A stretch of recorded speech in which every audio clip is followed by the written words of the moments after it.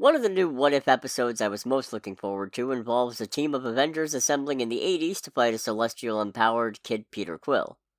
And while the lineup is an interesting one, rather than talk about any of the individual members, I'd rather take this week to talk about an Avengers precursor from the comics.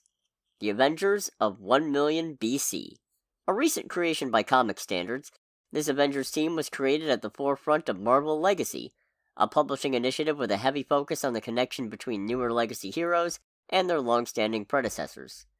It didn't last too terribly long, and the Avengers run that spun out of it was underwhelming, but it gave us a kick-ass new lineup if nothing else.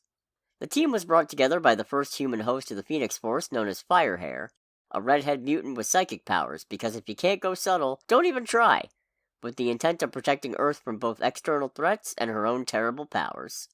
With that goal in mind, she assembled Odin Borson, Thor's dad, Agamotto, Earth's first Sorcerer Supreme, Mosey, the first Black Panther, Fan Fei, the first Iron Fist, and Vin, wielder of the Star Brand, which, yeah, okay, I'm not super familiar with the Star Brand, but as far as I know, it's some kind of planetary defense system left behind by ancient alien precursors that grants the standard uber-strong Cosmic Mojo package upon its host.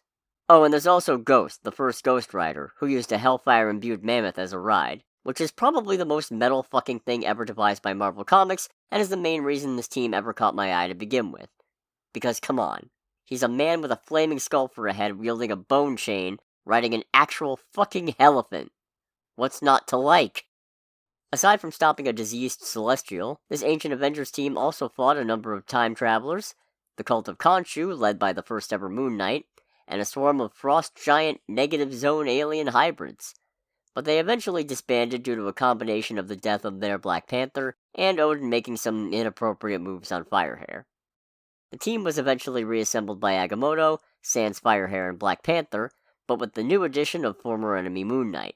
This new iteration teamed up with their modern-day counterparts to stop the Council of Red, a gathering of Mephisto variants from across the multiverse, and their unwitting pawns, the multiversal masters of evil. And this is the part where my eyes kind of glazed over, because Jason Aaron's run on Avengers got really bloated for no apparent reason.